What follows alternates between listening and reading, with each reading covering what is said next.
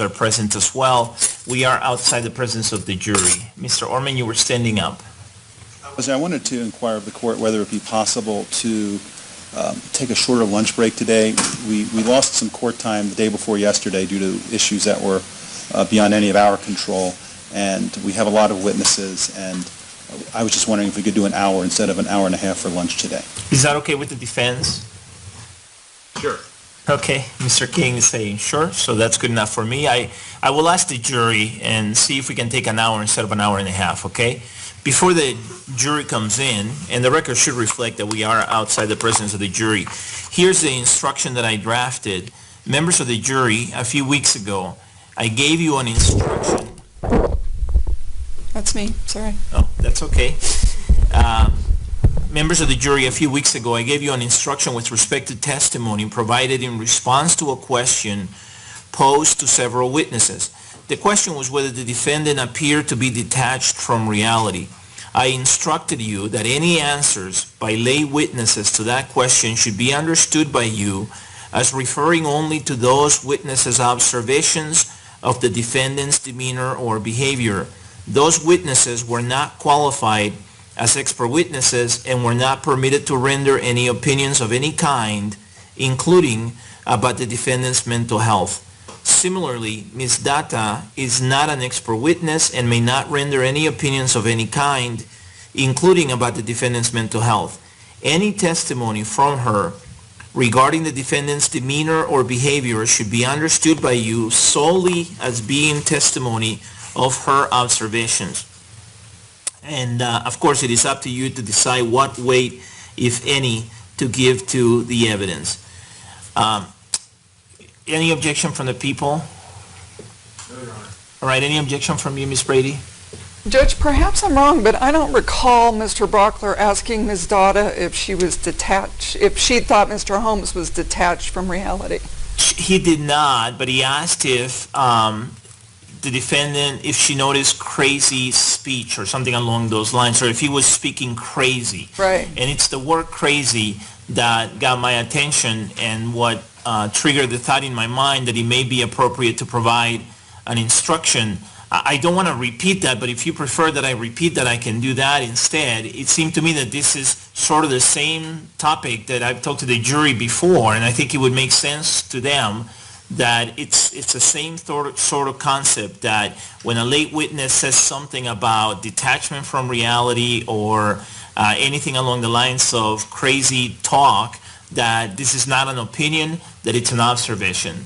So this was the best way that I could do it, but if you want me to specify the answer about crazy talk, I'm happy to do that. Can the court read the first part in the instruction again? Yes. Members of the jury, a few weeks ago, I gave you an instruction with respect to testimony provided in response to a question posed to several witnesses. The question was whether the defendant appeared to be detached from reality. I instructed you that any answers by lay witnesses to that question should be understood by you as referring only to those witnesses' observations of the defendant's demeanor or behavior. Those witnesses were not qualified as expert witnesses and were not permitted to render any opinions of any kind, including about the defendant's mental health. Similarly, Ms. Data is not an expert witness and may not render any opinions of any kind, including about the defendant's mental health. Any testimony from her regarding the defendant's demeanor or behavior should be understood by you solely as being testimony of her observations. So is that okay with you? And then I will add that it is up to you to decide what way to give every witness's testimony. Yes, sir, that's fine. Okay.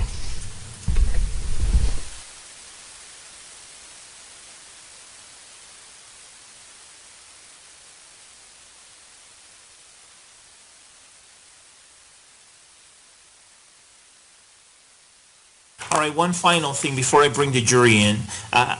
Yesterday, when I ruled on the admissibility of People's Exhibit P-TR-649, which is the GChat exhibit that the jury just reviewed, I referred to Dr. Metzner's testimony, and I think I may have misspoken about the March 25 GChat, and I don't remember exactly what I said, but in case I misspoke, Dr. Metzner, as I recall his testimony, and the record will reflect exactly what he said, but as I recall his testimony, Dr. Metzner said that the March 25, 2012 GChat or Google Chat was, for him, the first manifestation of the human capital belief delusion. And then he said, as I understood his testimony, that there may have been two triggers for that delusion. One was a decline in the defendant's school, and the other one was the defendant's failed relationship with his girlfriend. And he said it was also possible that there were no triggers at all, and this was just sort of the natural progression of the defendant's mental illness. And so I wanted to make sure that was clear, because he did not say that the March 25 GChat was a trigger. It's actually, I think for him, this was the first manifestation of the what he opined is a delusion, and that is the human capital belief. So I wanted to make sure the record was clear. To the extent I misspoke, the record is corrected. And of course, the record will reflect exactly what it is that Dr. Metzner said. All right, is there anything else at this time on behalf of the people before I bring the jury in? No, sir. Is there anything on behalf of the defense? No. Okay. All right, let's bring the jury in, please.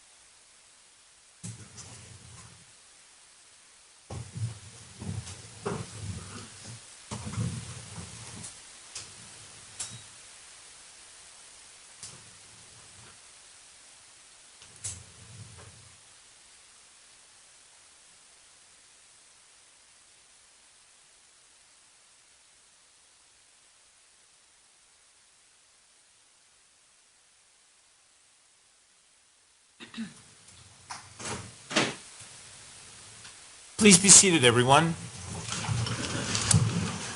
The record should reflect that the jury is back in the courtroom. Members of the jury, first a scheduling issue or question.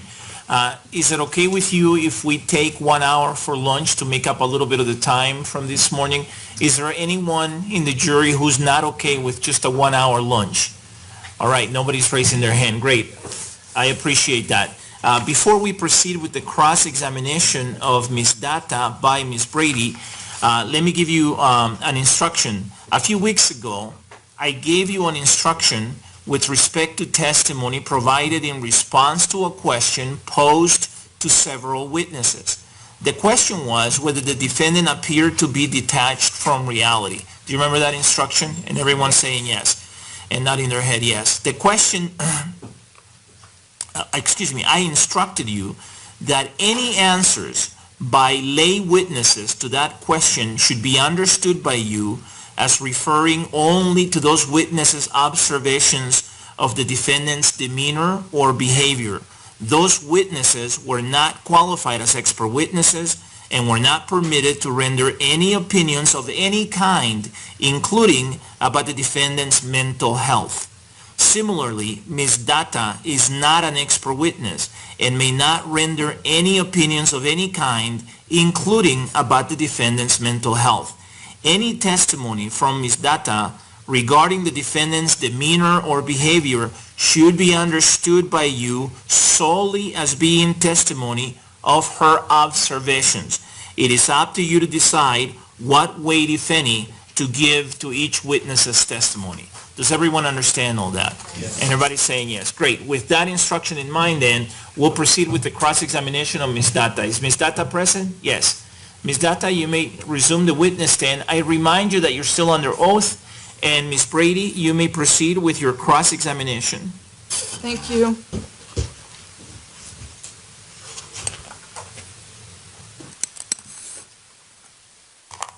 Good morning. Good morning. How are you? Nervous? I understand. Ms. Dada, so you and Mr. Holmes, you were boyfriend and girlfriend for a while, right? Yes. And when you were his girlfriend at that time, you didn't call him the defendant, right? No. What did you call him? James. James. And the first time that you met James Holmes was at the new student orientation in August of 2011? Yes. And what you remember most about him was that he was wearing some bright blue sunglasses? Yes. And he was sitting at a table with you and other folks, and you remember that he didn't say very much. Yes. He seemed sort of quiet. Yes.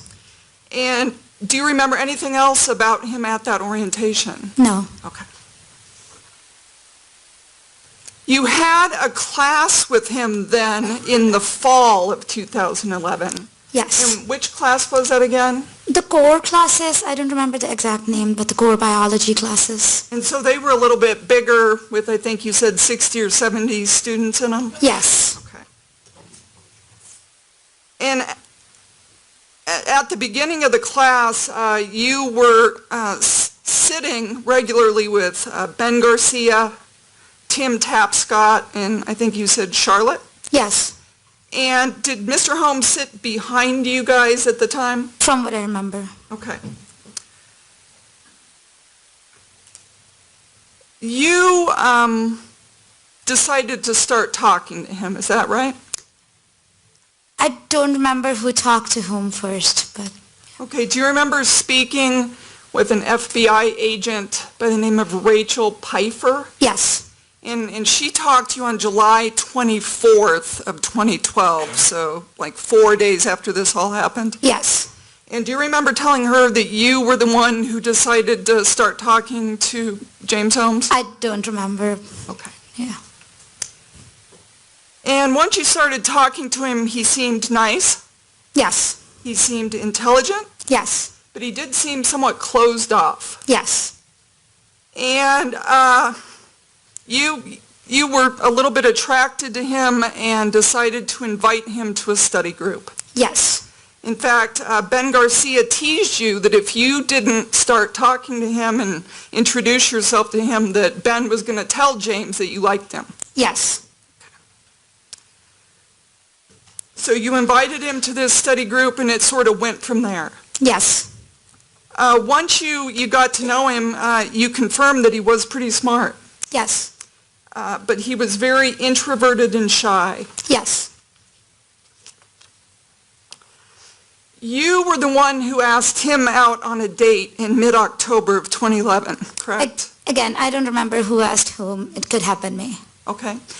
And when you spoke to Agent Pfeiffer on July 24th of 2012, do you recall telling her that you were the one who asked James Holmes out? I don't remember, but if I said that, then that's true. Yeah. Okay.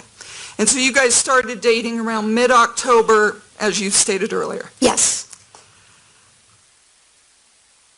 When you first started dating James Holmes, you told him that you just sort of wanted a casual dating relationship. Yes. And so you told him that sort of right off the bat into the relationship. Yes. As you spent time with him, as you told Mr. Brockler, you found out that he did have somewhat of a sense of humor, Yes. and you found his sense of humor to be self-deprecating. Yes. And by that, he sort of would make fun of himself at times. Yeah. And his humor, you testified, was a little awkward and sometimes fell flat. Yes.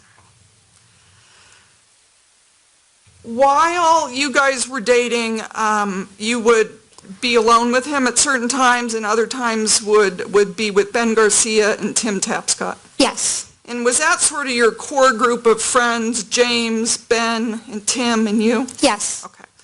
And you guys would do stuff like watch Netflix movies, Yes.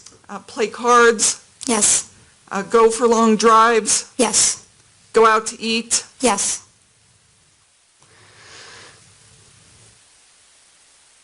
There was also There was a time while you guys were dating where Mr. Holmes brought you a Slurpee while you were studying.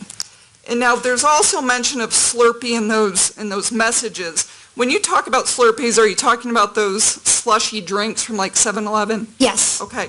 Can you tell us about the time that Mr. Holmes brought you a Slurpee while you were studying? I don't remember a lot, but I believe I must have had some exam or something, so I was studying and he came over and brought a Slurpee, yeah. Okay, so that was an example of him doing something kind for you? Yes.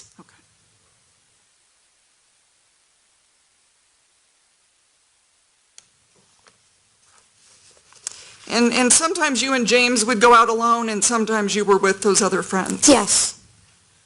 Now, Mr. Holmes did not like going out to bars, did he? No, he didn't. And if you and the other friends were going out to the bar, sometimes Mr. Holmes just would pass. He wouldn't even go. Yes. You came to learn that Mr. Holmes wanted a future in academia.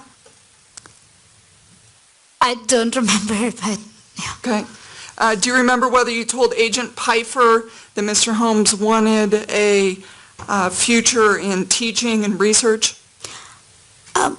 He wanted to do research. That's why he was doing a PhD, I'd assume. I do not remember my statement, but if I told her, I must have remembered at that point. Yeah. Okay. And you also had the sense that Mr. Holmes wanted to settle down. He at some point mentioned buying a house in the Denver area. Okay.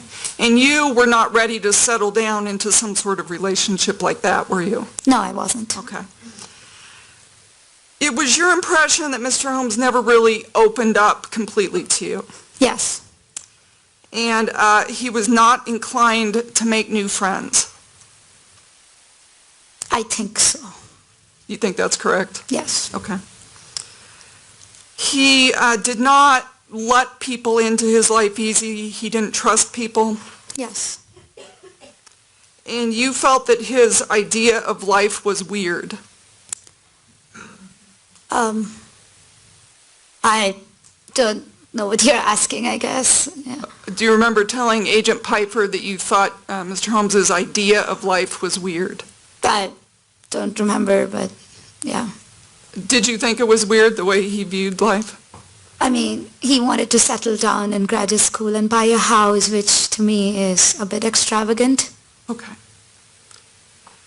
He also told you that he had what he called stage fright. Yes. And despite that he had stage fright, you did believe that he was doing well in his core classes, the classes where you go for the lectures, right? Yes. He talked to you a bit about his mother. Yes. And he said that she was sweet and nurturing, and he really respected his mother. Yes. And Yes.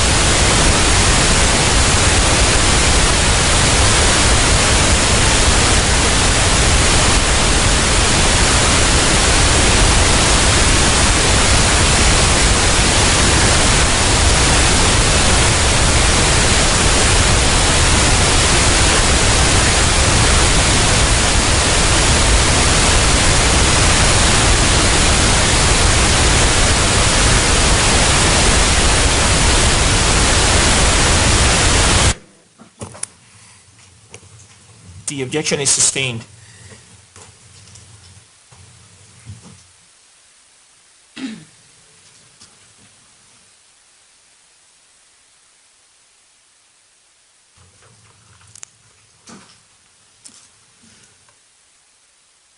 Ms. Dada, Mr. Brockler asked you during direct examination whether it was your belief that you were Mr. Holmes's first girlfriend or not. Do you remember that? Yes, Mr. Holmes only told you about one prior sexual experience he had had prior to you, correct? yes, And that was when he was a camp counselor during college? yes, And it was your impression that experience had gone badly for him? yes, Other than that, you knew of no other prior girlfriends or relationships he'd ever had with, we never talked about prior relationships.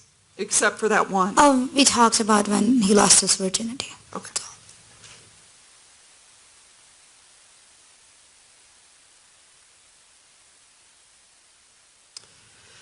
Now, at some point, you said that you told Mr. Holmes that you thought he should see a therapist, Yes, and he agreed, right? yes, He recognized that he had issues, yes, and you were aware that he started seeing Dr. Fenton. yes, And you guys didn't describe in detail what happened during his therapy sessions, right? no, we didn't. You became aware that he was prescribed some medication Yes, and that he was taking antidepressants and beta blockers. something like that. Yeah, Do you remember telling Agent Pfeiffer on July 24th of 2012 that Mr. Holmes was prescribed antidepressants and beta blockers? if I told her then, I probably remembered then. Probably so- remembered at that point? Yeah. Okay. Mr. Holmes knew that he was socially awkward. Yes, He was embarrassed by the attention he got from being socially awkward. yes, It was your belief that Mr. Holmes tried to be cool during his presentations at school. yes, And the one presentation that you saw in mid-May was pretty bad, right? extremely awkward. Okay. The content of that presentation was lacking, in your opinion? Not neuroscience, and I do not remember what the content was. I don't even remember the topic of the presentation, so. Fair enough. Do you remember speaking to Investigator Heelan from the District Attorney's Office on January 19th of this year? Yeah, Do you remember telling Investigator Heelan that the content of the presentation was lacking? yeah, Okay. So at that time, do you think you remembered that the content was lacking? I believe what I mean by content lacking is that there wasn't enough content versus, yeah. Okay. And he was not good at presenting? No, he wasn't. You felt like he was just reading off of the slides and not looking or interacting with the audience? Not engaging the audience.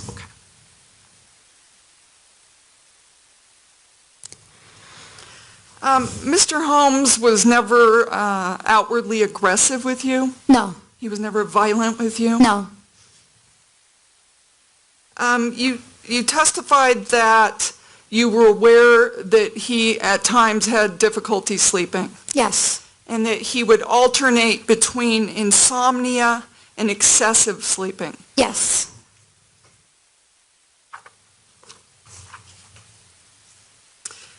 It was your thought that he was depressed. he was sad about his rotations not going well. And it was your impression he was depressed. That's what I meant by depressed. Okay. While you knew him, he never showed any interest in guns or weapons. Not at all. In fact, there was one incident where your friend Tim Tapscott wanted to go look at guns to purchase one. Yes, And you and Ben and James and I think Tim all went to the store and Tim was going to look at some guns. yes, And it was your impression that Mr. Holmes had absolutely no interest in looking at the guns. yes, In fact, you went off to look at some fishing equipment and Mr. Holmes went with you to look at fishing stuff. yes, He was never the kind of guy who wanted to stand out in a crowd. Yes, he wasn't, I mean. He was not very responsive when people would communicate with him. He was nice to people, but he wasn't forthcoming with information. Okay. And he wouldn't just go up and start a conversation with someone? Not usually, no. Okay. In fact, you felt like you sort of had to spell out to him very clearly how it was you felt about him. Yes, That he wasn't picking up on vibes or social cues. yes.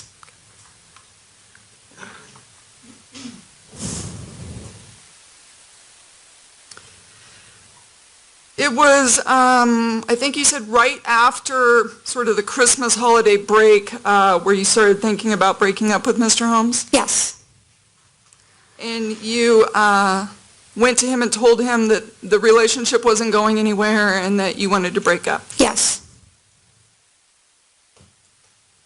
It was your impression that Mr. Holmes liked you more than you liked him at that point. yes, And even though he had talked about settling down and getting a house, he had never asked you to move in with him. no, he hadn't.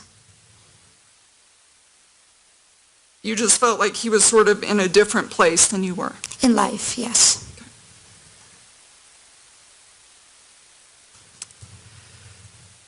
You said during direct examination that you were unaware that Mr. Holmes had mono. Yes. Did you ever tell Tim Tapscott that Mr. Holmes had mono? No, I did not know he had mono. There are references in those G chats, though, to Mr. Holmes being sick during January. End of January. Okay.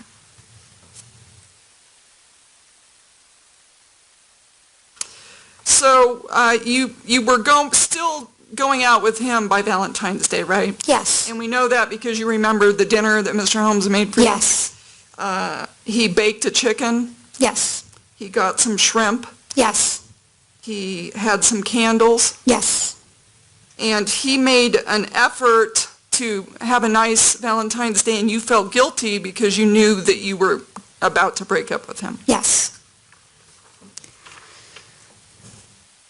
You were trying to sort of put some distance between you and him. yes, And it was at the end of February where you actually broke up with him. around the end of February. Okay. You thought that James was sort of taken aback by the breakup. I don't think he was expecting it when I went over and told him. Okay. He was quiet and didn't say much. Yeah, He looked disappointed. yes. He did not get angry. No, he did not. You guys agreed to stay friends. Yes, And you said earlier, approximately a week later, you decided to be what Mr. Brockler termed friends with benefits. yes, Does that mean that you guys can still get together intimately and sexually, but you won't be considered boyfriend-girlfriend? yes, So there was a period of time, let's just call it March, is that fair, where you guys were friends with benefits? yes. Was it during March, during that friends with benefits time, where Mr. Holmes for the first time told you he loved you? Somewhere around them. I don't exactly remember when. Okay. And it was during March where at the St. Patrick's Day bar, Mr. Holmes referred to you as his girlfriend. Yes, And that sort of broke the rules of the friends with benefits, yes. because you weren't supposed to be his girlfriend, I wasn't his girlfriend. but you guys were still getting together intimately. Yes, Okay. It was toward the end of March where you get that G-chat from Mr. Holmes about the human capital. yes, And that was, you said, the first and only time you had heard him talk like that. yes, Prior to that, he had never said anything delusional, in your words, something irrational that didn't make sense. no, he hadn't.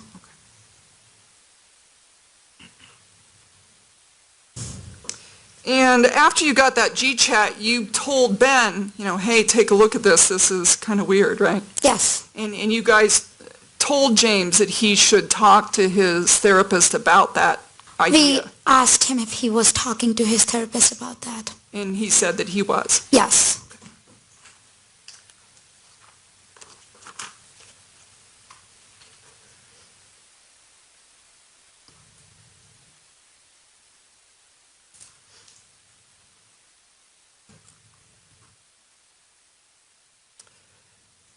And you believe it was like the first week of April where James contacted you and said he couldn't do the Just Be Friends thing anymore, right? Yes. Okay. And it was your impression he wanted to be more than friends, but you did not want to be more than friends? Yes. Okay. So he said, I can't do this anymore, it's over. He said something along the lines of, I can't be just friends anymore. Okay. Yeah. And at the same time, because you and Ben are such good friends, he broke off his friendship with Ben as well? I would believe so. I'm not sure though. Okay. And that's, I think you've narrowed it down to like April 3rd or 4th approximately? Around April 2nd, because either it was the day of my rotation talk or the day after. Okay, so approximately April 2nd. Yes.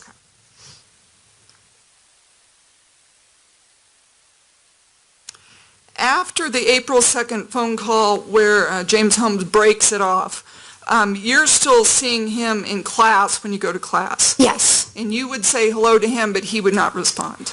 I don't remember.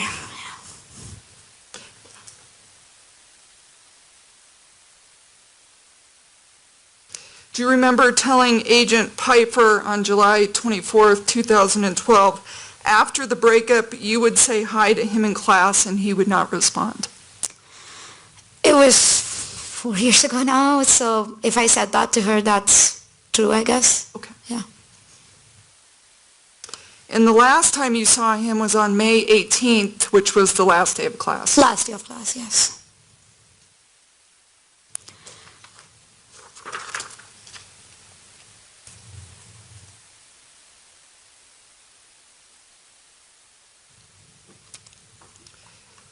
It was your impression that the first lab rotation went well for Mr. Holmes, Yes. but the second rotation was not going well. Yes.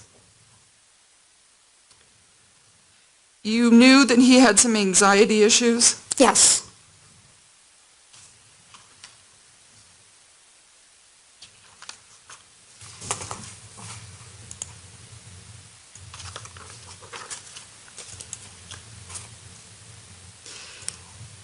Is it fair to say that you didn't have very much interaction at all with Mr. Holmes from April 2nd on? Yes, it's fair to say. Okay, you never went out with him again or really had any No, I interaction? didn't have any conversations really with him. Okay.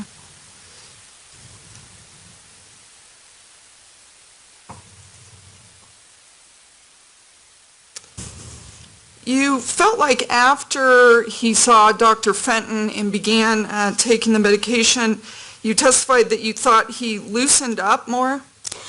He was talking to people more easily. Okay. And it was your observation that Mr. Holmes liked himself, but he knew he was not normal? He was quiet and socially awkward, so he wasn't normal in that way. Okay. Because he was very closed off? Yes.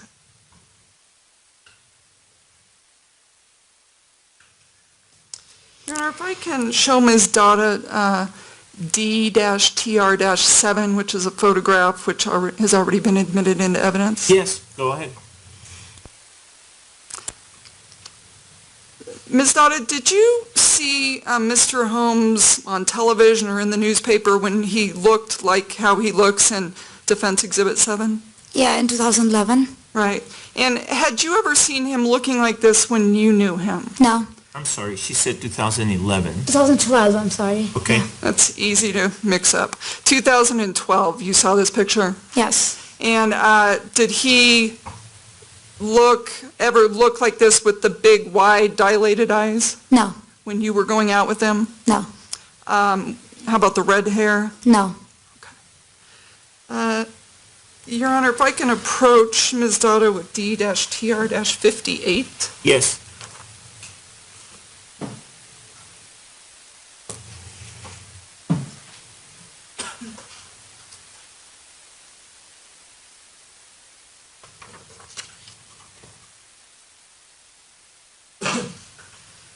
Ms. Dada, do you recognize that exhibit? Yes. And what is it? I believe it was, we were, four of us, me, Tim Tapscott, Ben Garcia, and him were on a hike at Dinosaur Ridge, I believe, and this was a photo taken there. Okay, and who's in the photograph? James? And you? Yes. And is that how you guys looked when you were going out in sort of late 2011, early 2012? Yes. Your Honor, I would move to admit D-TR-58. All right, with that objection, it is admitted and it may be published. Thank you.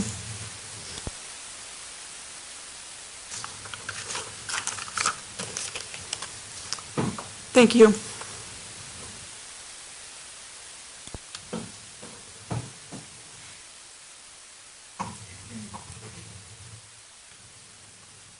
Can I have a moment, Your Honor? Yes? Thank you.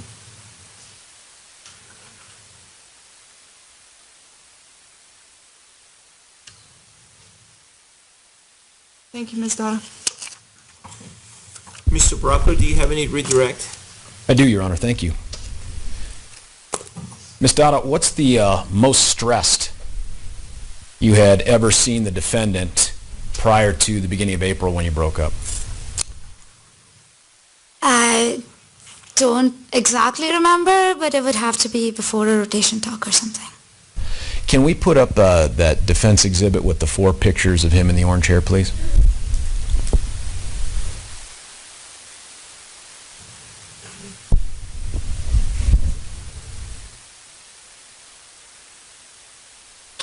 Had you ever seen the defendant after he tried to murder a theater full of people?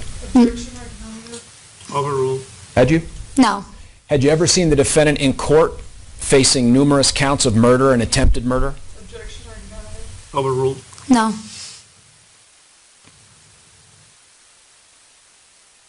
Thank you. I want to ask you about something else. Miss Brady clarified that you didn't really have any contact outside of the classroom with the defendant after approximately April the 2nd. You remember that? Yes. Is that why you don't have any idea whether or not he changed any hygiene practices after April? Yes. I knew him before April. Did he appear to you to be the same person during that period of Yes. time?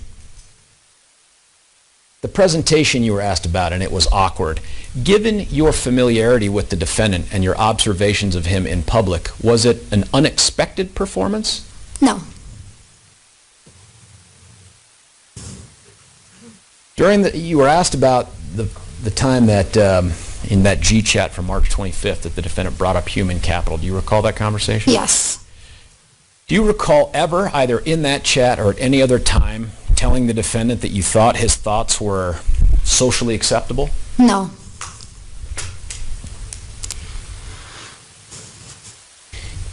We've had a lot of talk about his being quiet and socially awkward.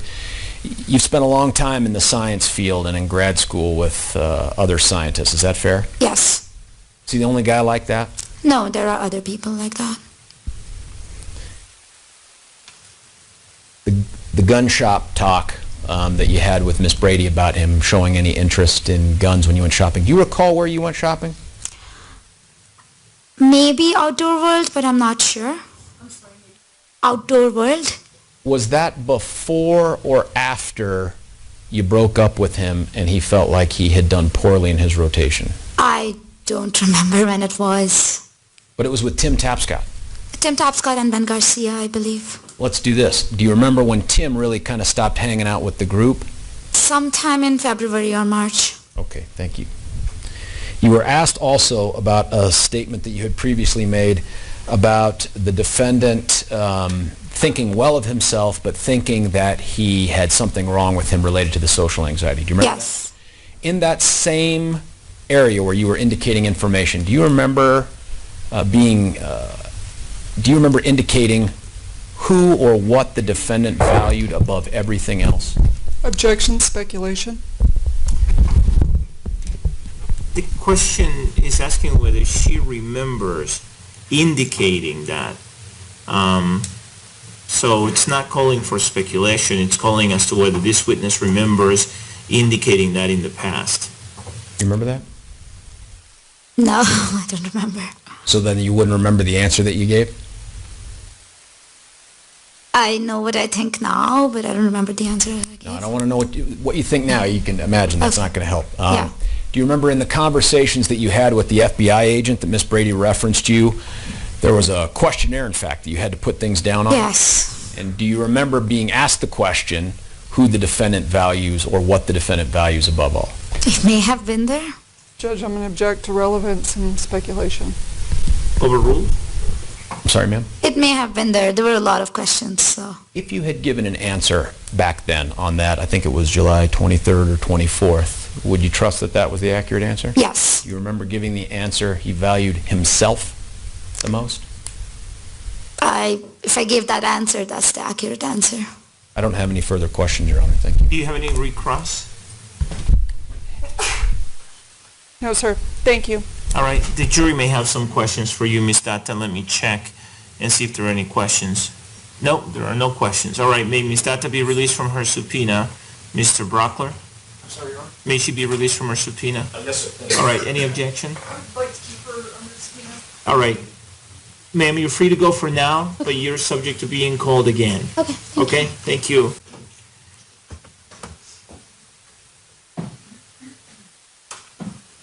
Counsel, can you approach Mr. Brockler and Ms. Brady for just a moment, please?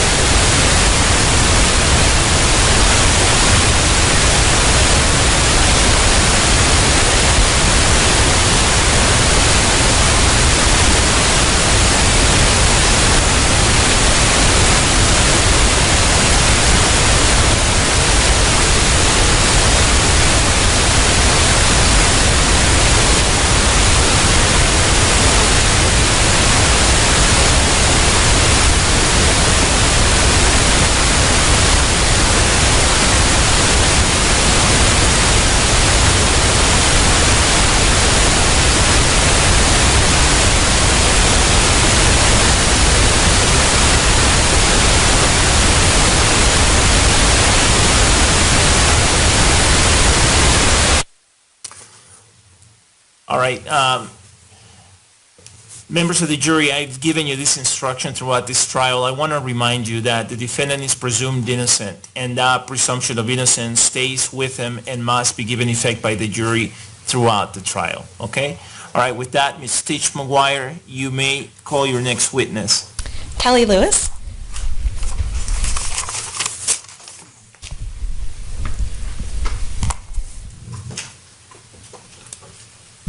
Good morning. Good morning. Could I have you raise your hand for me, please, so that I can administer an oath? You solemnly swear or affirm on a penalty of law that the testimony you're about to give will be the truth, the whole truth, and nothing but the truth. Yes. All right, please be seated. You can hand me that exhibit here. Thank you. Could you please tell us your full name for the record, and please spell your first, middle, and last names? Kelly Nicole Lewis, Kellylylnicole Lewis.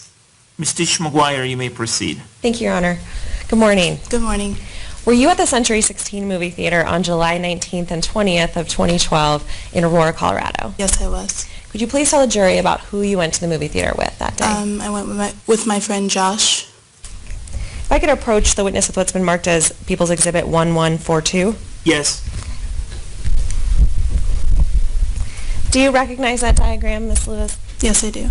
Does that fairly and accurately represent where you and Mr. Moore were seated in the theater that night of July 20th? Yes, it does. Your Honor, at this time I'd move for the admission of People's Exhibit 1142 and ask to publish. Any objection?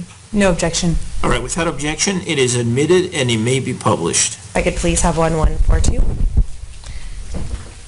All right, and there's a little mouse in front of you, Ms. Lewis. Okay. If you could use that to just point out on the diagram where you were seated and where Mr. Moore was seated. Okay. If I could get it there. Sorry.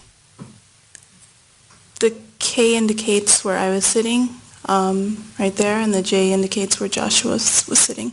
All right, and did you have an opportunity to see a shooter in the theater that night? Yes, I did. And could you please show the jury on the diagram where you notated that? The first place you saw the shooter, if you should. It's not moving. Oh. Okay, sorry about that. No worries. Right here. All right. Now, did you need to seek any and you can take that down. Thank you. Did you need to seek any medical attention as a result of what you witnessed in the theater that night? Yes, I did. And please tell the jury about what you had to do. I was treated for exposure and burns from what may have been gas or pepper spray. Something like that. Did you go to the hospital to seek that treatment? Yes, I did. Do you recall what hospital it was? Rose Medical Center. I have no further questions for this witness. Thank you, Your Honor. All right, any cross-examination? No. And the jury does not appear to have any questions. May this witness be released from her subpoena? Please, thank you, Your Honor. Any objection? No objection. All right, Ms. Lewis, thank you. Thank you. Call your next witness, please. Yusuf Garbi.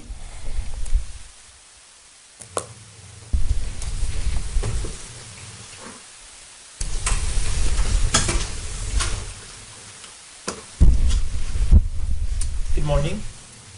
Hello.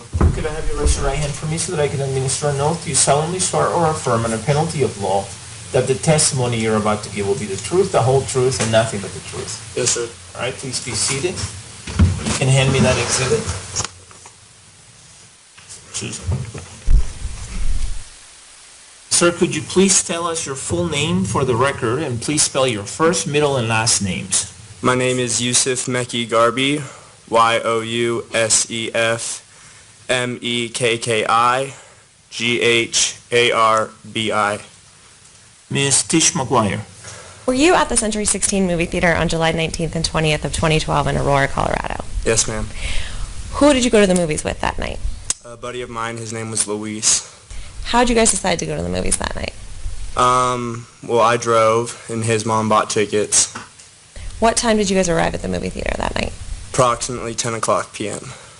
Where did you guys find seats in the theater? I wanted to sit higher up, get a better view of the screen.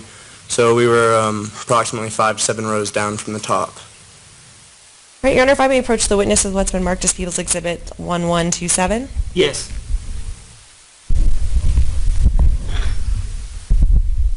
Do you recognize that diagram? Yes, ma'am. Does it fairly and accurately represent where you were seated in the theater that night and what you observed on July 20th of 2012? Yes, ma'am. Your Honor, at this time I'd move for the admission of People's Exhibit 1127 and ask to publish. Any objection? No objection. Without objection, P-TR-1127 is admitted and may be published. If I could please have 1127. Thank you. All right, Mr. Garbi, there is a little mouse in front of you that is difficult to use. But if you could please point out for the jury where you were seated and where Luis was seated. The Y represents myself. I was sitting there, and then the L represents Luis, and he was sitting right next to me. All right, thank you very much. Could you please tell the jury what happened in the theater on July 19th and 20th of 2012? I don't remember much. I remember hearing the canister go off, or I don't even know what I thought it was, but I remember the popping sound. And there was so many people in there, so many kids from the high school I went to. I just had assumed it was somebody doing something immature. So I didn't really pay much attention to it. And then next thing I know, I noticed an orange flare coming down from in front of me, so I grabbed Luis and I pulled him down, and I told him to exit towards the upper left. Now, how old were you and how old was Luis at the time? I was 16 years of age, and Luis, I believe, was 13 or possibly 12. So what happened after you pulled Luis down? After I pulled Luis down, he asked me if they were gunshots, and I told him I think they were. So I told him if he crawled, to the left and go up, there's an exit out there. And then I remember I pulled my phone out, and I initially had called my mom. Objection as to relevance. Sustained. All right, so what happened after you called your mom? I hung up before she could even answer, and I thought I should probably call the police. Same objection, Your Honor. Overruled. So then you called the police. And I dropped my phone, and I remember I kept trying to move, but my leg had slipped down to the seats in front of us, so my right leg was like behind the seats in front of me, and then my left leg was on the row I was sitting in, and I remember I couldn't move very much because I was slipping. Okay, why were you slipping? At the time, I didn't know I was covered in my own blood, but I know that I was I felt the wetness, so I took my shirt and I wiped my face, and then I realized I was slipping in blood, and then I just felt like I couldn't move, I couldn't walk, I couldn't crawl. What's the next thing you remember in the theater? I remember the people behind me, they told me, like, yo, can you crawl to the left? We're trying, they just wanted me to keep crawling, and I told them I couldn't move. Do you remember anything after that? No. Did you completely black out at that point in the theater? Yes. How many days later did you wake up? I think it was 8. 8 days later, where did you wake up? In University Hospital. Had you been in a coma during that time? Yes. Okay. Please tell the jury about what injuries you sustained as a result of the shooting. I obtained quite a few injuries. I suffered a gunshot to the head where the bullet still remains. And then I also suffered a bunch of buckshot from the shotgun. And I've got some pellets in my arm, my throat, and I think one in my head as well. Your Honor, if I may approach the witness with what's been marked as People's Exhibits 2119, 4537, 2120, 2121, 4532, 4533, 4534, 4535, and 4536. Yes.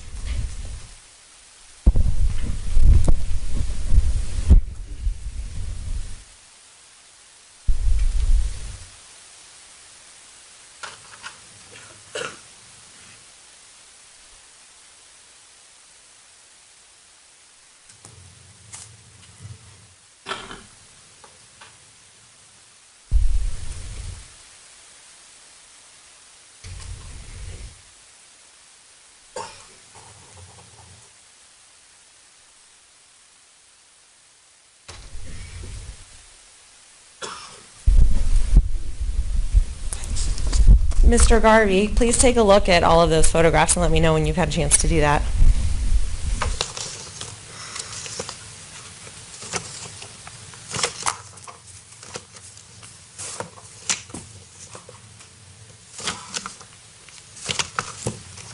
I'm done. Great, thank you. Do they fairly and accurately represent the injuries you sustained as a result of the shooting at the theater on July 20th of 2012? Yes, ma'am. All right, Your Honor, at this time I'd move for the admission of People's Exhibits 2119, 4537, 2120, 2121, 4532, 4533, 4534, 4535, and 4536. Any objection? If I may just have a moment to ask the prosecutor a question. Yes.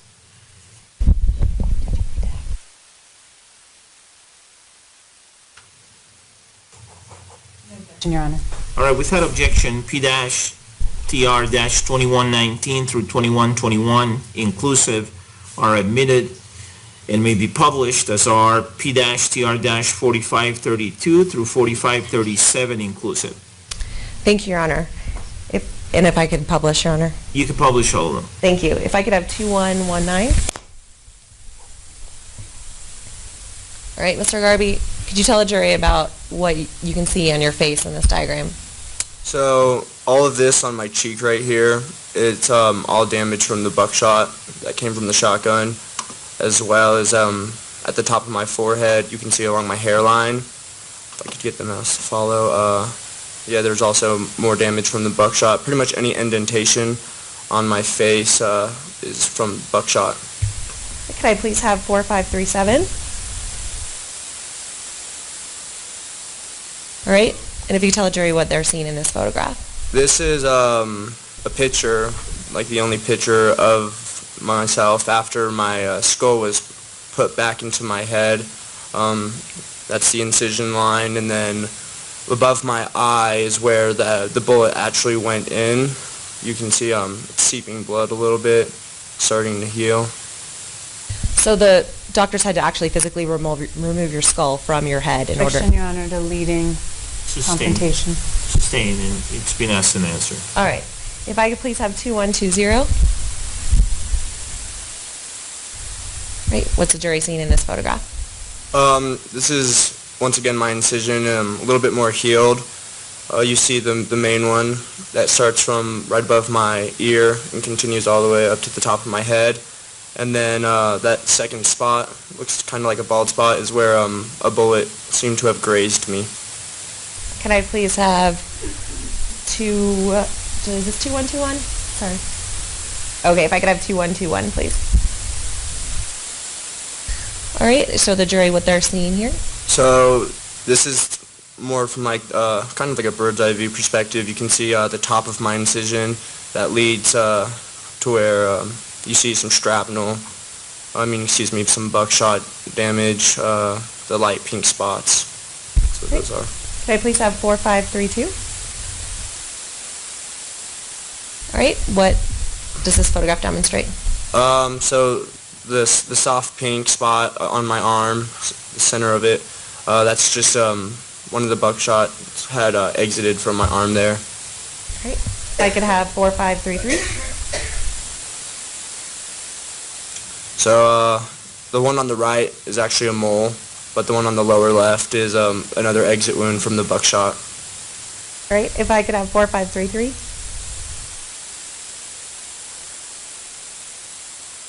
Or 4534. And then this is again two exit wounds from where I had been struck by buckshot. I had 4535.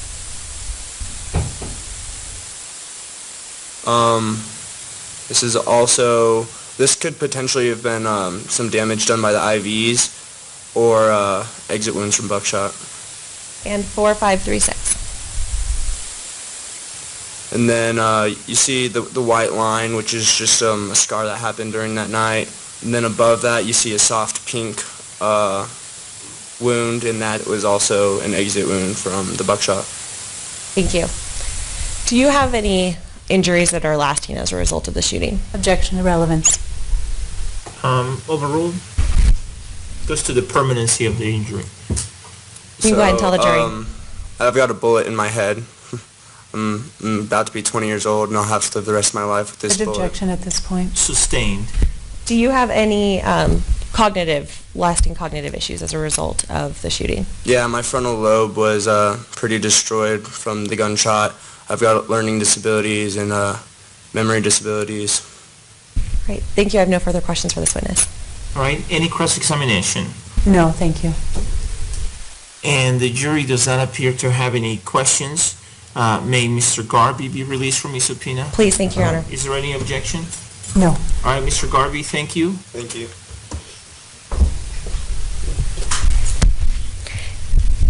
Call your next witness, please. Jasmine Kennedy.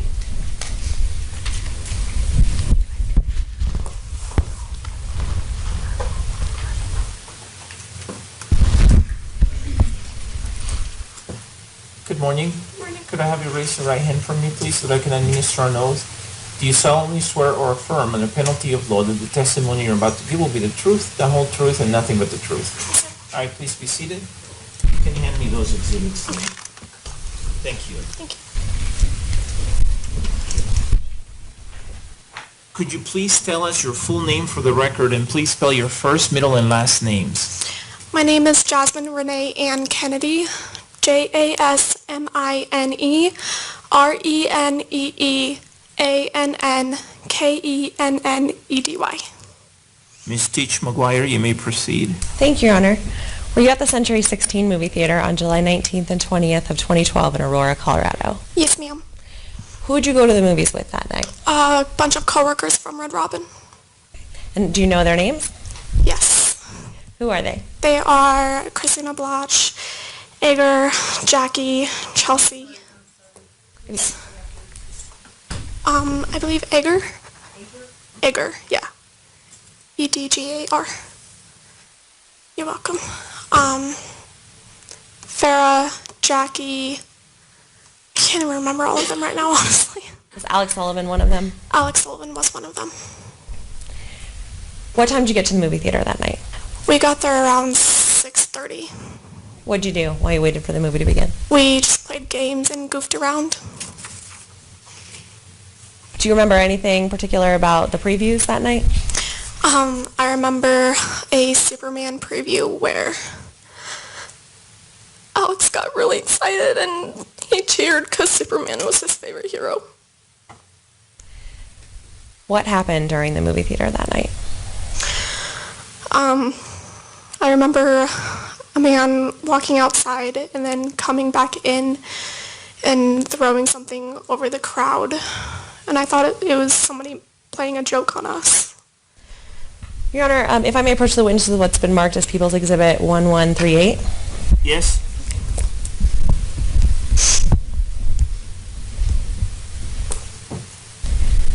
All right. Ms. Kennedy, does that diagram fairly and accurately represent where you were seated in the movie theater that night? Yes. Right, Your Honor, at this time I'd move for the admission of People's Exhibit 1138. Any objection? No objection. Without objection, P-TR-1138 is admitted and may be published. All right, and Your Honor, with the court's permission, may I ask Ms. Kennedy to approach the 3D model and describe where she was seated in the theater that night? Yes. Why don't you take the handheld microphone with you, please?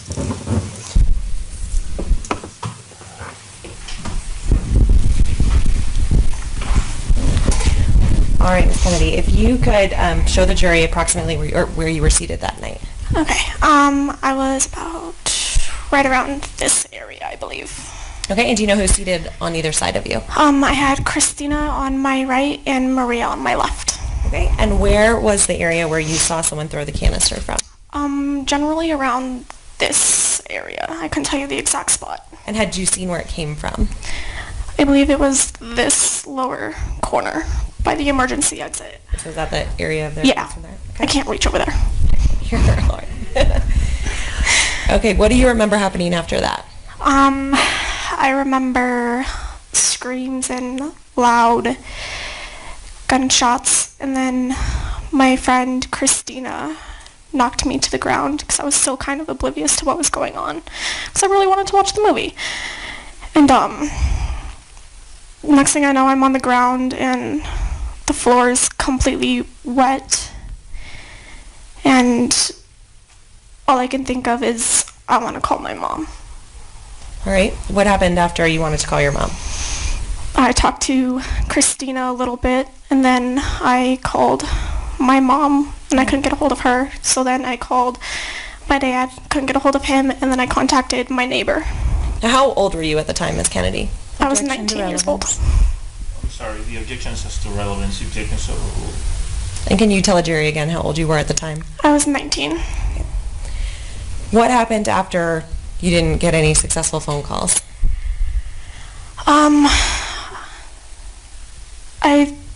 Officers came over and actually picked me up and carried me out through the emergency exit and set me down. Now, did you remember a time in the theater when you recalled getting shot? I couldn't tell you exactly when, but I remember my friend Maria tried to get me to follow her to go and run and leave, but I went to get up and then I felt a burning sensation in my leg and I completely collapsed back to the floor. And could you see your injury at that point in time? No. Okay. So then police officers came to the theater and you were carried out by police officers? Yes. Okay. And placed out on the sidewalk? That would be that back sidewalk over there? I believe so, yes. Okay. I couldn't see exactly. You can go ahead and take your seat, Ms. Kennedy. Thanks.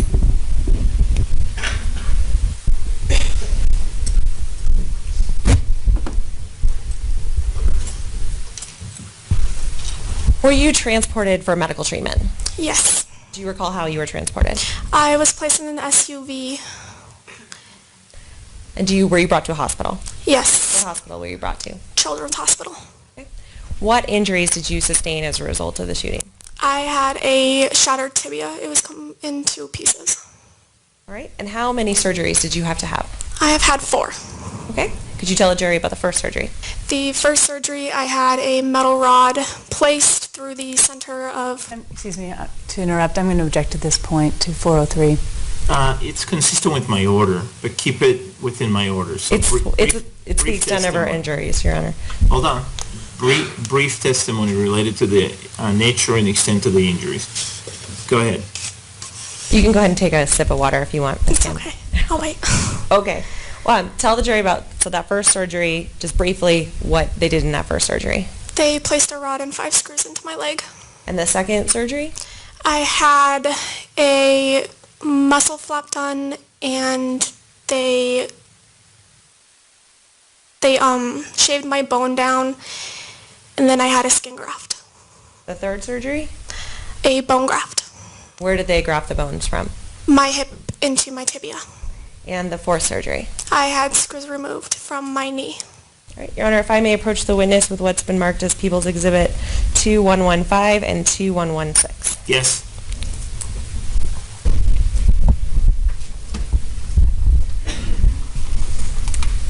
Ms. Kennedy, do those pictures fairly and accurately represent the injuries you sustained at the theater on July 20th of 2012? Yes. Your Honor, at this time I'd move for the admission of People's Exhibits 2115 and 2116. Any objection? No further objection. Were these subject to my amended order D98B? They were. Okay. Give me just a second.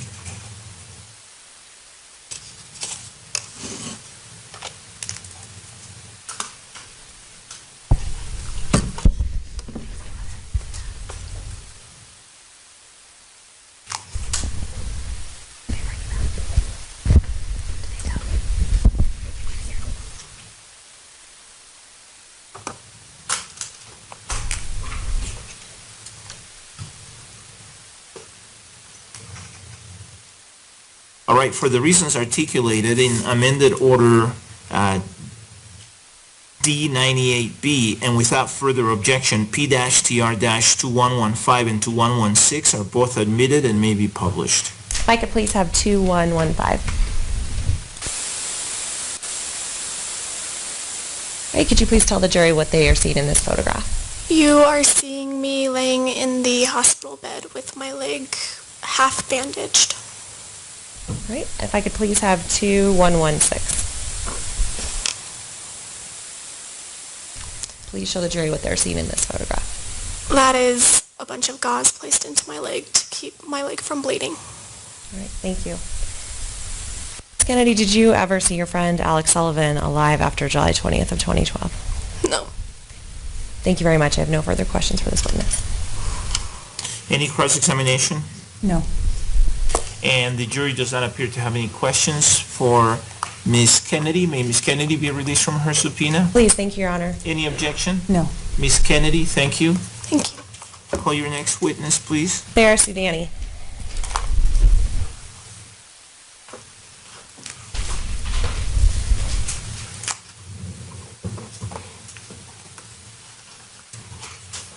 Good afternoon.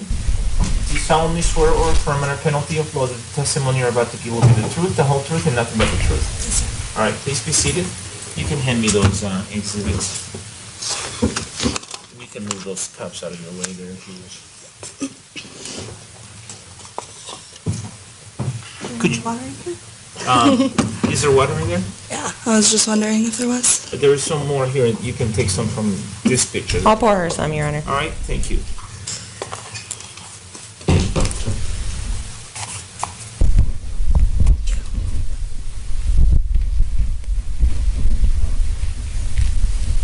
Could you please tell us your full name for the record, and please spell your first, middle, and last names? Farah Karen Osama Sudani, Farrah KarenOsamaSoudani. Ms. Tish McGuire. Were you at the Century 16 movie theater on July 19th and 20th of 2012 in Aurora, Colorado? Yes. How long prior to July 19th had you purchased tickets to the movie? Roughly a week and a half, maybe 2 weeks. What time did you arrive at the theater that night? Give or take 10:45 p.m. Who did you arrive with? Tony and Bryson Billapondo. Who were you meeting when you got to the theater?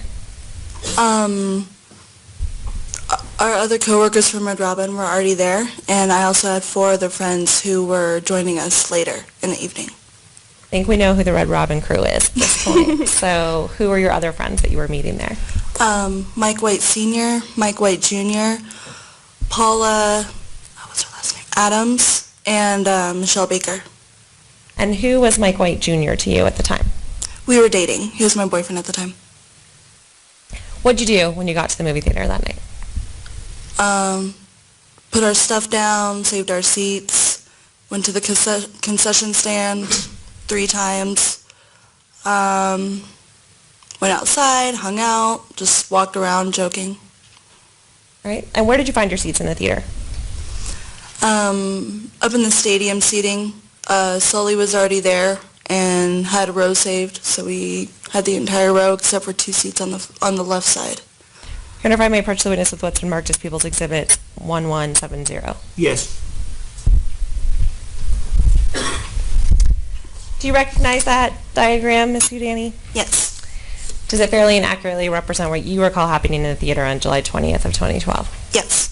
Your Honor, at this time I move for the admission of People's Exhibit 1170. Is there any objection? No, Your Honor. Without objection, P-TR-1170 is admitted and may be published. Thank you. And with the court's permission, if I could ask Ms. Udani to approach the 3D model, Your Honor, to describe what she saw in the theater that night. Yes, please take the handheld microphone. Thank you.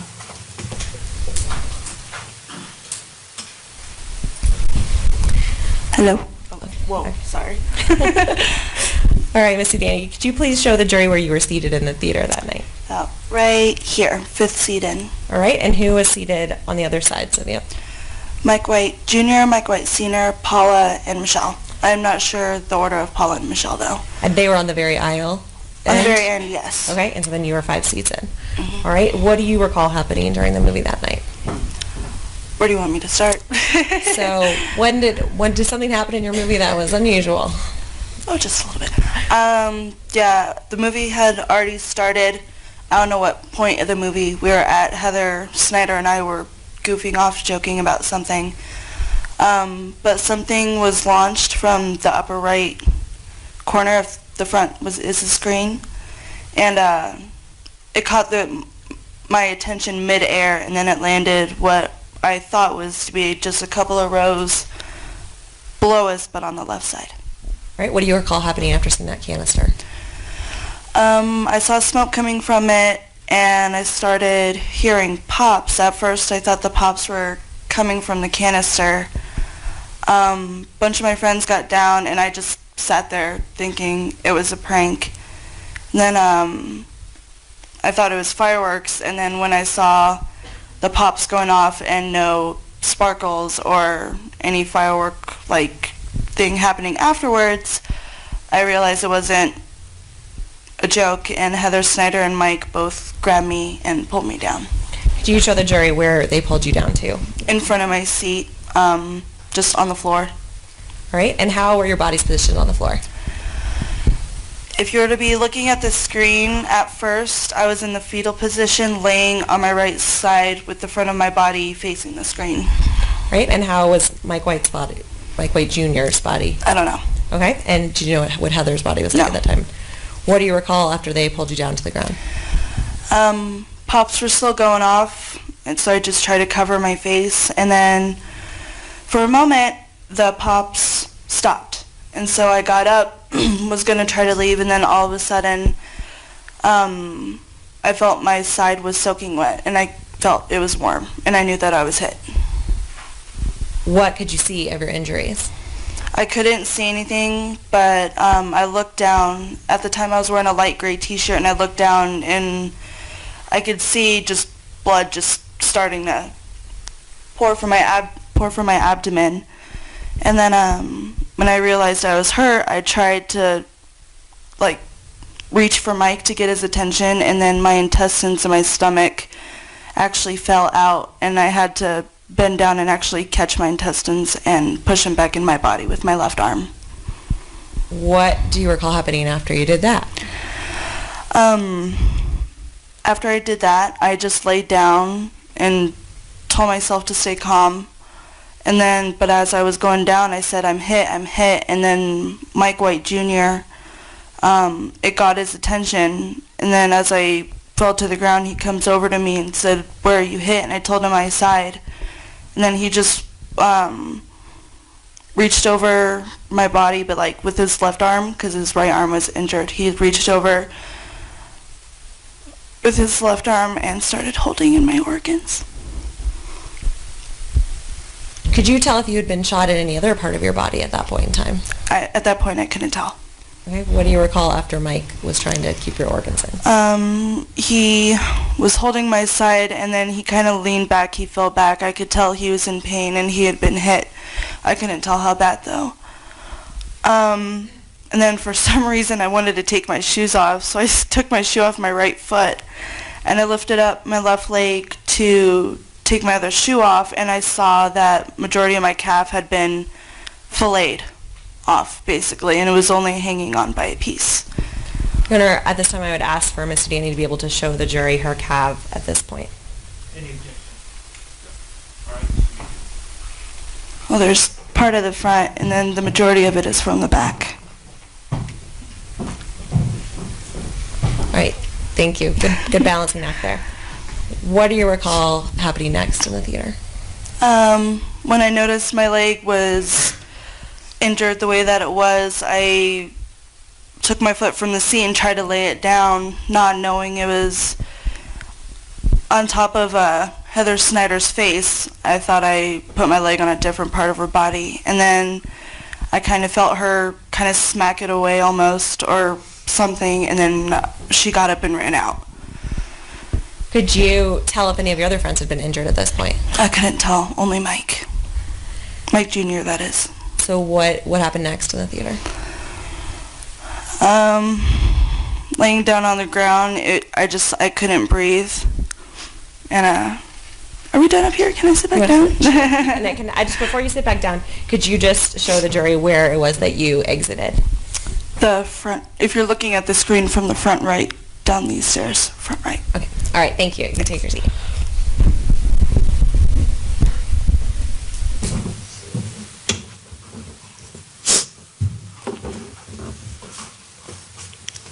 So what do you recall happening next in the theater? I was just laying there trying to breathe. I couldn't, pardon me, I couldn't breathe. And,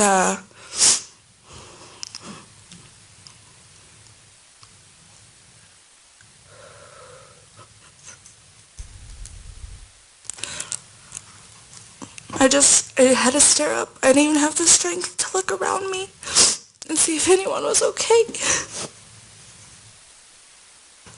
And I just remember looking up, and I could see the room is filling with the gas. I could just hear blurts of shrieking and screaming, and you could tell that people were getting hit when they screamed. And periodically Mike Jr. kept, after a moment, I'm not sure of the time frame, but he sat back up and had his hand on me. And at one point, I can't remember,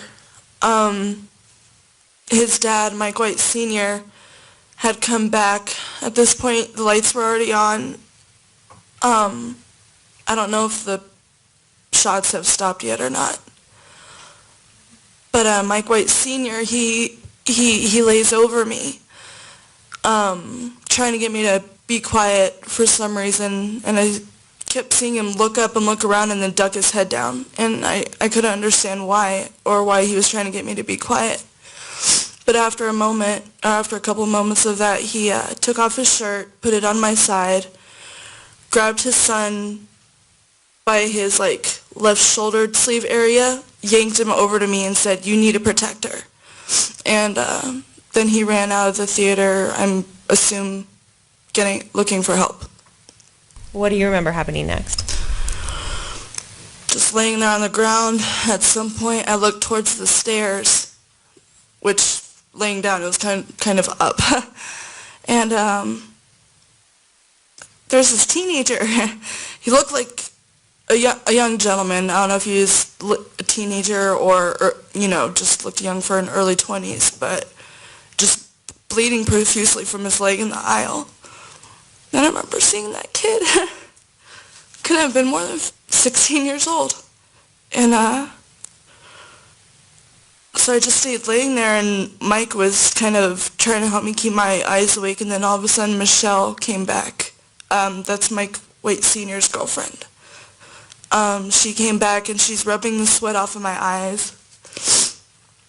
And she's cursing at me, saying, Objection, hearsay. Sustained. Without saying what she was saying, what was she doing? She was just doing what she could to keep my eyes open, to keep me awake, slapping my cheeks to make sure I didn't close my eyes, because all I wanted to do was close my eyes.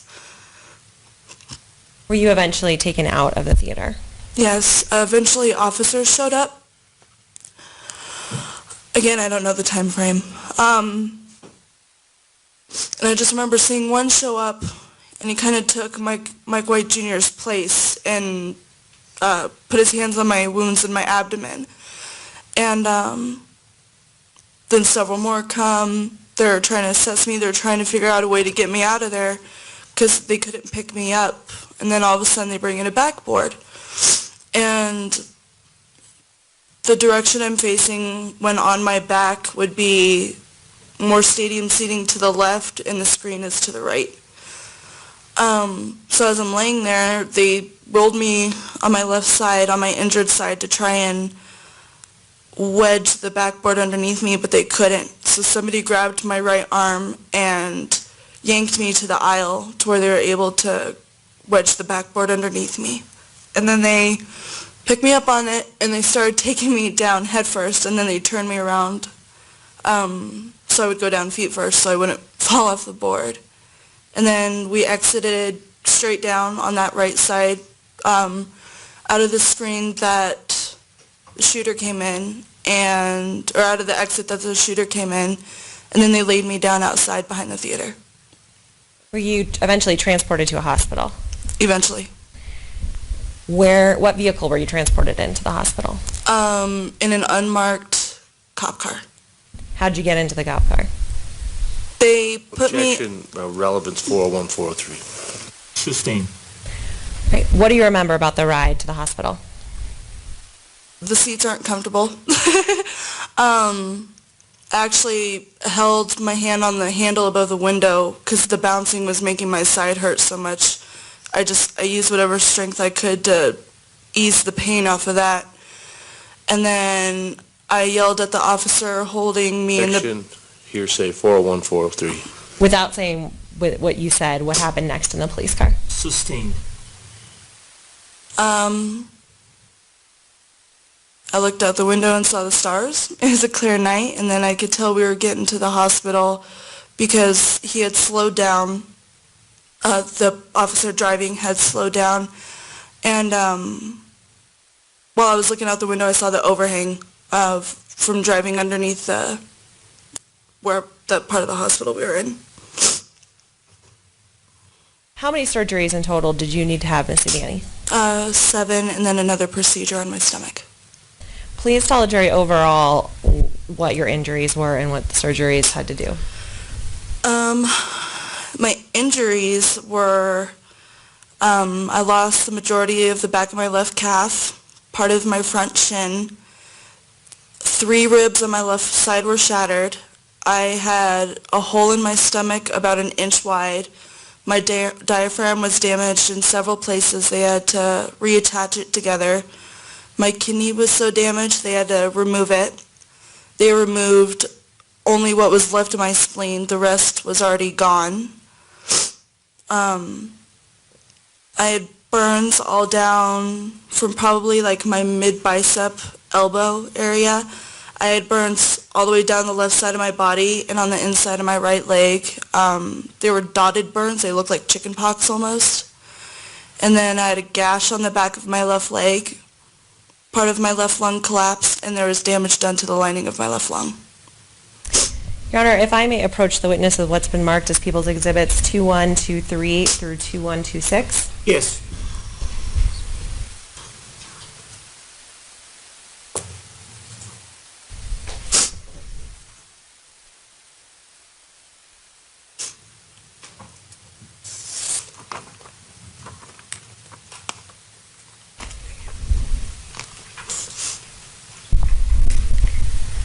Ms. Sedani, please review those photographs and let me know when you've had an opportunity to do so.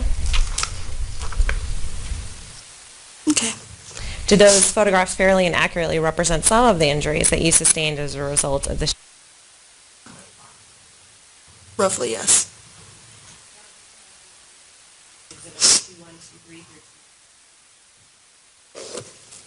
I have no additional objections, Your Honor. All right, with that, I don't think, can I see to 123? Just the first one. I don't think 2123 was subject to your court order previously, Judge. All right, thank you. I just wanted to confirm. That's what my notes indicate as well. So P-TR-2123 is admitted without objection. P-TR-2124 through 2126 inclusive are admitted based on the reasons and rulings articulated in amended order D98B and without further objection. And they may all be published. Thank you. If I could...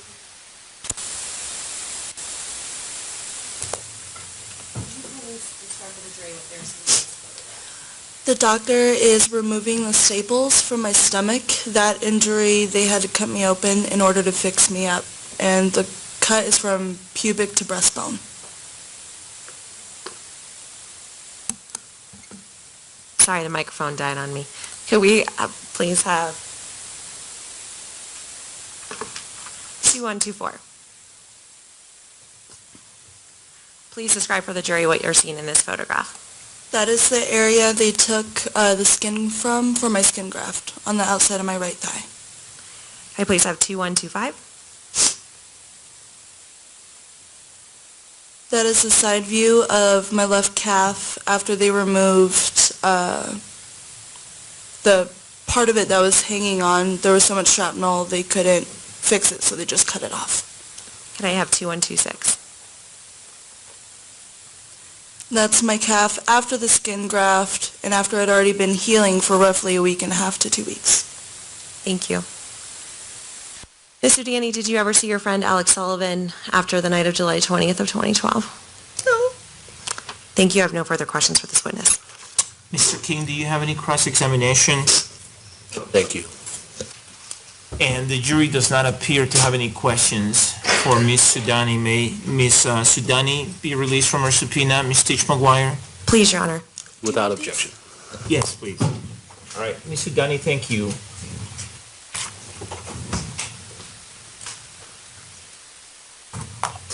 All right, members of the jury, it's almost 12:30, so let's go ahead and take our lunch break. Since you agreed to do only 1 hour instead of an hour and a half, I've gone ahead and had lunch ordered in for you. So we've got lunch for you today. And then let's plan on meeting back here at 1:30, okay? Please make sure that you abide by all my advisements during the break. They all apply. I'll see you back here at 1:30. Thank you, folks.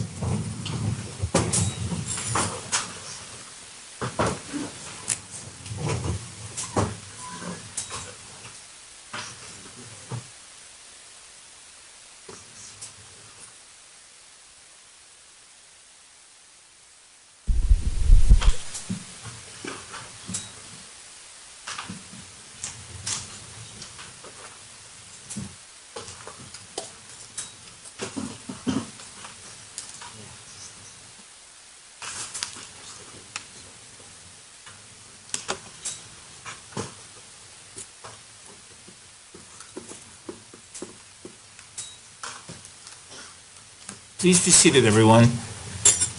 The record should reflect the jury has exited the courtroom. Is there anything we need to talk about at this time on behalf of the people, Mr. Orman? No, Your Honor, thank you. On behalf of the defense, Mr. King? No, sir. All right, thank you. I'll see you at 1:30. The court will be in recess. Please rise.